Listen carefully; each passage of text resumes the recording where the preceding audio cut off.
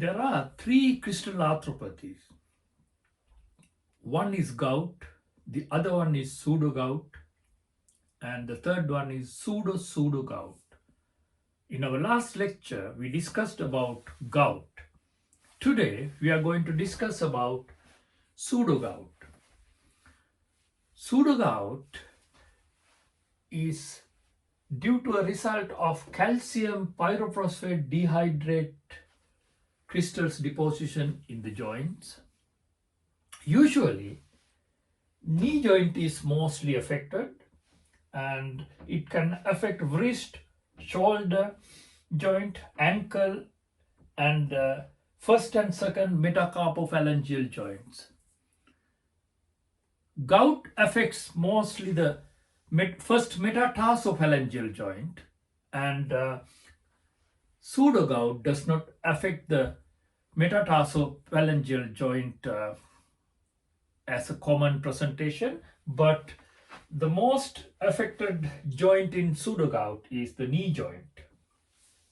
The onset is acute, and it is painful, it is inflammatory, therefore it is hot and red, painful and swollen joint. The difference between gout and pseudogout is the onset is little bit slower, and the intensity of the involvement of the joint is less severe than gout. Calcium pyrophosphate dihydrate crystals are weakly positive birefringent rhomboid crystals, and in gout, the needle-like crystals that we found were negatively birefringent. Pseudogout can present in two ages. It is mostly common in old age, and causes could be due to hypercalcemia, any condition which causes hypercalcemia, or epiphyseal dysplasia, or chronic gout, and meniscectomy, removal of the meniscus of the knee.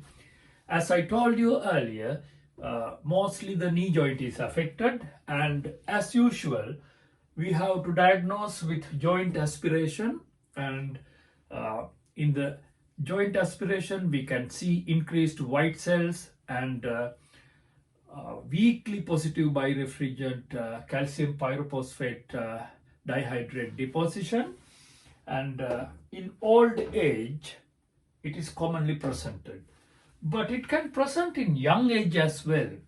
If somebody presents with young age, that means somewhere around 40, and old age means about 60 and upwards. So if somebody presents in the young age, we have to think of hemochromatosis, primary hyperparathyroidism, hypothyroidism, hypomagnesemia, hypophosphatemia, Gittelman syndrome as well. So we have to investigate this type of young presentation of pseudogout for further details and find out whether there is any underlying disease condition. What happens when calcium pyrophosphate dihydrate deposits in the joint? It causes two things.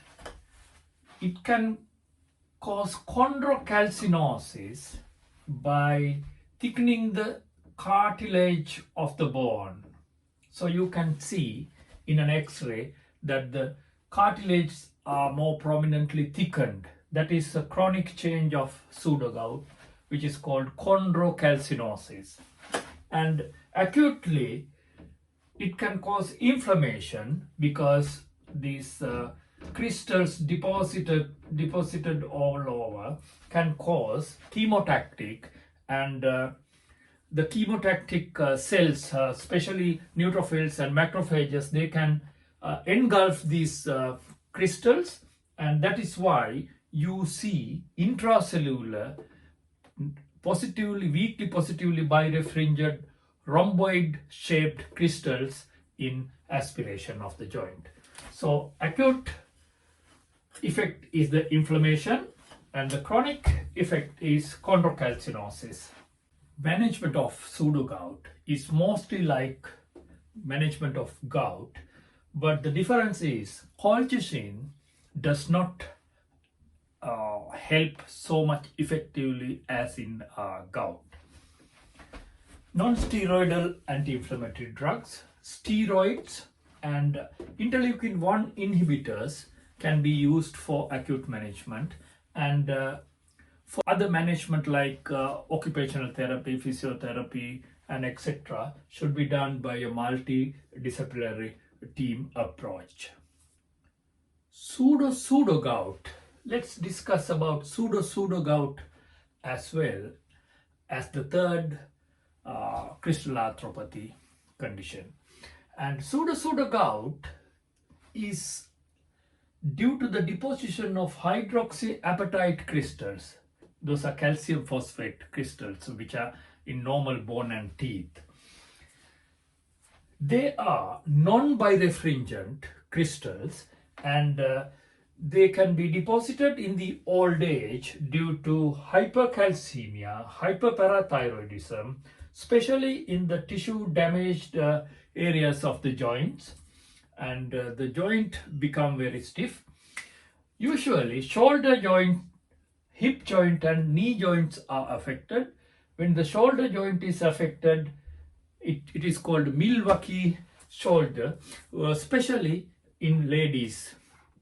And the management is with non-steroidal anti-inflammatory medications and steroids. Colchicine has no place for this, and ultimately arthroplasty and multidisciplinary approach for physiotherapy and occupational therapy, etc. Thank you.